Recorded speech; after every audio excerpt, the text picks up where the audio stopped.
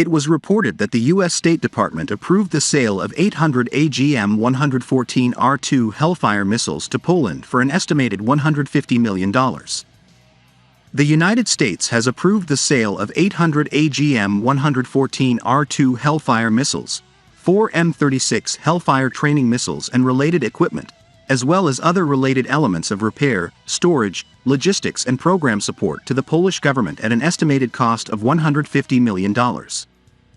On the subject, Polish Defense Mariusz Błaszczak shared on Twitter that the integration of the missiles in question into AW-149 helicopters will be done by PZLSwidnik, a subsidiary of Leonardo.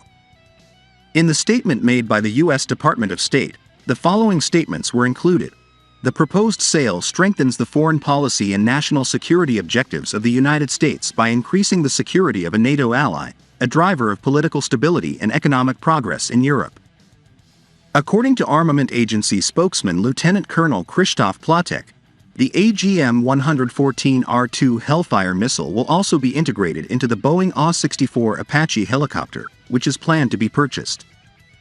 It is also planned to purchase AGM-179 JAGM missiles for the needs of the Polish land forces.